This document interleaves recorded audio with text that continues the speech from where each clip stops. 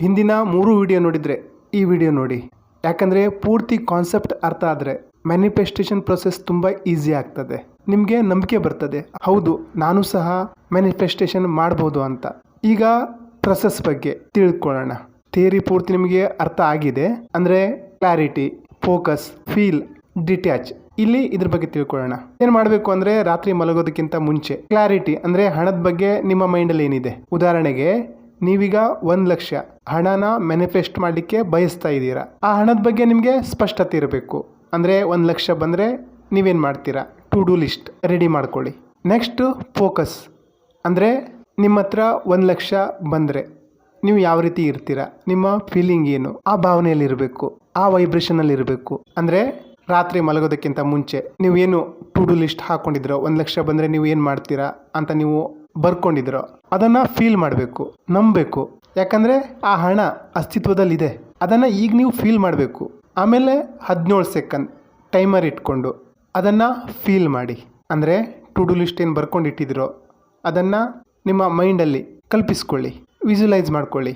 ನೀವು ಎಷ್ಟು ಕಾನ್ಫಿಡೆಂಟ್ ಆಗಿ ಆತ್ಮವಿಶ್ವಾಸದಿಂದ ಅದನ್ನು ಫೀಲ್ ಮಾಡ್ತೀರೋ ಅಷ್ಟು ಬೇಗ ಮ್ಯಾನಿಫೆಸ್ಟ್ ಆಗ್ತದೆ.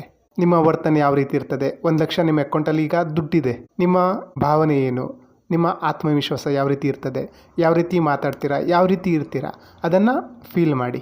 17 ಸೆಕೆಂಡ್ ಫೀಲ್ ಮಾಡಾದಮೇಲೆ ಅದನ್ನು ಮರ್ತು ಬಿಡಿ, ಡಿಟ್ಯಾಚ್ ಆಗಿ. ಇದಿಷ್ಟು ಪ್ರೊಸೆಸ್. ನಿಮ್ಮ ಹತ್ರ ಈಗ 1 ಲಕ್ಷ ಬಂದಿದೆ. ಯಾವ ವೈಬ್ರೇಷನಲ್ಲಿ ಇರ್ತೀರಾ ಆ ವೈಬ್ರೇಷನ್ ನೀವೀಗ ಇದ್ದೀರಾ. ಹಳೇದ್ರ ಬಗ್ಗೆ ಮತ್ತೆ ಯೋಚನೆ ಮಾಡೋ ಹಾಗಿಲ್ಲ.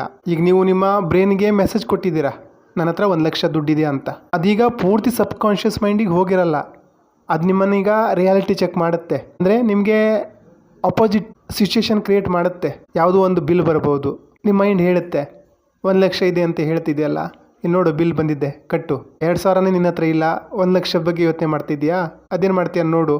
ಈ ರೀತಿ ನಿಮಗೆ ನಿಮ್ಮ ಮೈಂಡೇ ಹಿಂದೆ ಎಳೀತದೆ. ಆದರೂ ನೀವು ಡಿಸ್ಟರ್ಬ್ ಆಗಬಾರ್ದು. ಆ ಟೈಮಲ್ಲಿ ಏನು ಮಾಡಬೇಕು ಅಂದರೆ ನಿಮ್ಮ ಬ್ರೀದಿಂಗ್ ಮೇಲೆ ಫೋಕಸ್ ಮಾಡಿ. ಬ್ರೀದ್ ಇನ್, ಬ್ರೀದ್ ಔಟ್ ಮಾಡಿ ಅಷ್ಟೇ. ಅಂದರೆ ನೀವು ದುಡ್ಡಿಲ್ವಲ್ಲ ಅನ್ನೋ ಒಂದು ಯೋಚನೆ ಬರಲಿಕ್ಕೆ ಕೊಡಬಾರ್ದು, ಅದ್ರ ಬಗ್ಗೆ ಯೋಚನೆ ಮಾಡಬಾರ್ದು. ಪಾಸ್ಟ್ ಮತ್ತೆ ನೀವು ಅದಕ್ಕೆ ಹೋಗಿಬಿದ್ರೆ ಈಗೇನು ಅನುಭವಿಸ್ತಾ ಇರ್ತೀರೋ ಅದನ್ನೇ ಕ್ರಿಯೇಟ್ ಮಾಡ್ತೀರಾ, ಅದನ್ನೇ ಅಟ್ರಾಕ್ಟ್ ಮಾಡ್ತೀರಾ. ಹಾಗಾಗಿ ಮತ್ತೆ ಹಳೆದ್ರ ಬಗ್ಗೆ ಯೋಚನೆ ಮಾಡೋ ಹಾಗಿಲ್ಲ. ಈಗ ನಿಮ್ಮ ಹತ್ರ 1 ಲಕ್ಷ ಬಂದಿದೆ, ಅದ್ರ ಮೇಲೆ ನಿಮ್ಮ ಫೋಕಸ್ ಇರಬೇಕು. ಯಾವುದೋ ಒಂದು ಸಿಚುವೇಶನ್ ಬಂದಾಗ ಅದನ್ನು ಟ್ಯಾಕಲ್ ಮಾಡೋದು ನಿಮ್ಗೆ ಗೊತ್ತಾಗಬೇಕು. ನಿಮ್ಮ ಸಬ್ ಕಾನ್ಷಿಯಸ್ ಮೈಂಡೇ ಅದನ್ನು ಕ್ರಿಯೇಟ್ ಮಾಡಿರುತ್ತದೆ. ನಿಮಗದು ಅರ್ಥ ಆಗಿದೆ ಅಂದ್ಕೊಂಡಿದ್ದೀನಿ. ಮತ್ತೆ ಡಿಸ್ಟರ್ಬ್ ಆಗಬಾರ್ದು. ನಿಮ್ಮ ಹತ್ರ 1 ಲಕ್ಷ ಇದ್ದರೆ ನೀವು ಯಾವ ರೀತಿ ಇರ್ತೀರೋ ಅದೇ ಫೀಲಿಂಗಲ್ಲಿ, ಅದೇ ವೈಬ್ರೇಷನಲ್ಲಿ ಇರಬೇಕು. ಇದಿಷ್ಟು ನಿಮಗೆ ಸರಿಯಾಗಿ ಅರ್ಥ ಆಯಿತು ಅಂದರೆ ನಿಮ್ಮ ಮ್ಯಾನಿಫೆಸ್ಟೇಷನ್ನು ಈಸಿ ಆಗ್ತದೆ. ನಿಮ್ಮ ಸಬ್ ಕಾನ್ಷಿಯಸ್ ಮೈಂಡೇ ನಿಮ್ಮನ್ನು ಕಂಫರ್ಟ್ ಝೋನಿಗೆ ಹಾಕಲಿಕ್ಕೆ ನೋಡ್ತಾ ಇರ್ತದೆ. ಮತ್ತೆ ನೀವು ಹಿಂದೆ ಹೋಗಬಾರ್ದು. ನೀವೀಗ ಜಂಪ್ ಆಗಿದ್ದೀರಾ. ನಿಮ್ಮ ಸಿಚುವೇಶನ್ ಏನಿತ್ತು ಅಲ್ಲಿಂದ ನಿಮ್ಮ ಗೋಲ್ ಏನಿತ್ತು ಅಲ್ಲಿ ಬಂದು ತಲುಪಿದ್ದೀರಾ. ಮತ್ತೆ ಹಿಂದೆ ಹೋಗಬಾರ್ದು. ನಿಮ್ಮ ಮೈಂಡು ಪದೇ ಪದೇ ನಿಮಗೆ ಹಿಂದೆ ಎಳಿತಾನೆ ಇರ್ತದೆ. ಮನೆ ಬಾಡಿಗೆ ಕಟ್ಟಬೇಕು ನೋಡು, 1 ಲಕ್ಷ ಇದೆ ಅಂತೆಲ್ಲ, ಎಲ್ಲಿದೆ? ಬ್ಯಾಂಕಿಗೆ ದುಡ್ಡು ಕಟ್ಟಬೇಕು ನೋಡು, ಸಂಘಕ್ಕೆ ದುಡ್ಡು ಕಟ್ಟಬೇಕು ನೋಡು, ದುಡ್ಡಿದೆ ಅಂತ ಹೇಳ್ತಾ ಇದೆಯಲ್ಲ, ಎಲ್ಲಿದೆ ನೋಡು. ಈ ರೀತಿ ನಿಮಗೆ ಎಳಿತಾನೆ ಇರ್ತದೆ. ಡಿಸ್ಟರ್ಬ್ ಆಗಬಾರ್ದು. ಆ ಟೈಮಲ್ಲಿ ಸೈಲೆಂಟ್ ಆಗಿರಿ. ನಿಮ್ಮ ಬ್ರೀದಿಂಗ್ ಮೇಲೆ ಫೋಕಸ್ ಮಾಡಿ, ಸಿಚುವೇಶನ್ನ ಅಕ್ಸೆಪ್ಟ್ ಮಾಡಿ, ಮೂವ್ ಆನ್ ಆಗಿ. ಬ್ರೀದಿಂಗ್ ಮಾಡೋದ್ರಿಂದ ಏನಾಗುತ್ತೆ ಗೊತ್ತಾ, ನಿಮ್ಮ ಮೈಂಡ್ ಕಂಟ್ರೋಲಿಗೆ ಬರ್ತದೆ. ನಿಮಗೆ ನನ್ನ ಹತ್ರ ಹಣ ಇಲ್ವಲ್ಲ ಅಂತ ಮನಸ್ಸು ಹಿಡಿದನ್ನು ನೀವು ಯೋಚಿಸಲೂಬಾರ್ದು. ಹಾಗಂತ 1 ಲಕ್ಷ ಬಂತು 1 ಲಕ್ಷ ಬಂತು ಅಂತ ಅದ್ರ ಬಗ್ಗೆ ಯೋಚನೆನೂ ಮಾಡಬಾರ್ದು. ಅದನ್ನು ಒಂದು ಪ್ರೊಸೆಸ್ಸು. ಮಲಗೋದಕ್ಕಿಂತ ಮುಂಚೆ ಬೆಳಗ್ಗೆ ಎದ್ದಾಗ 2 ಸಲ ಮಾಡಿ ಅದನ್ನು ಅಲ್ಲೇ ಬಿಟ್ಟಾಕ್ಬಿಡ್ಬೇಕು. ಆ ವೈಬ್ರೇಷನಲ್ಲಿ ಮಾತ್ರ ಇರಬೇಕು. ಫಾಸ್ಟ್ ಯೋಚನೆ ಬೇಡವೇ ಬೇಡ. ಇದನ್ನು ಪ್ರಾಕ್ಟೀಸ್ ಮಾಡಿ. ನೀವು ಇದರಲ್ಲಿ ಯಶಸ್ವಿ ಆದರೆ ನೀವೇನು ಮ್ಯಾನಿಫೆಸ್ಟ್ ಮಾಡಬೇಕಂತ ಬಯಸ್ತಾ ಇದ್ರೋ ಅದು ಆಗಲೇಬೇಕು. ನಿಮ್ಮ ಫ್ಯೂಚರ್ ನೀವೀಗ ಯಾವ ಭಾವನೆಯಲ್ಲಿದ್ದೀರಾ ಅನ್ನೋದ್ರ ಮೇಲೆ ಡಿಸೈಡ್ ಆಗ್ತದೆ, ನಿರ್ಧಾರ ಆಗ್ತದೆ. ಈಗ ನೀವು ಏನು ಯೋಚನೆ ಮಾಡ್ತಾಯಿದ್ದೀರಾ, ಯಾವ ಭಾವನೆಯಲ್ಲಿದ್ದೀರಾ, ಅದು ನಿಮ್ಮ ಫ್ಯೂಚರ್ ಮೇಲೆ ರಿಫ್ಲೆಕ್ಟ್ ಆಗೇ ಆಗ್ತದೆ. ಪಾಸ್ಟಿಗೆ ಹೋದರೆ ಮತ್ತೆ ಆ ಮೂಟೆನೇ ಹೋದರೆ ನಿಮಗೇನು ರಿಸಲ್ಟ್ ಬರ್ತಾಯಿತ್ತೋ ಅದೇ ಬರುತ್ತೆ.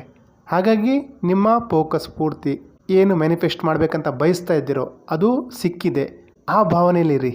ಎಲ್ಲೂ ನೀವು ಡಿಸ್ಟರ್ಬ್ ಆಗದೆ ನಿಮ್ಮ ನಂಬಿಕೆ ಮೇಲೆ, ನಿಮ್ಮ ಫೀಲಿಂಗಲ್ಲಿ ನೀವು ಆ ವೈಬ್ರೇಷನಲ್ಲಿ ಇದ್ದಿದ್ದೇ ಹೌದಾದರೆ ನಿಮ್ಮ ಸಬ್ ಕಾನ್ಷಿಯಸ್ ಮೈಂಡ್ನ ಗಾರ್ಡ್ ನಿಧಾನ ಓಪನ್ ಆಗ್ತದೆ.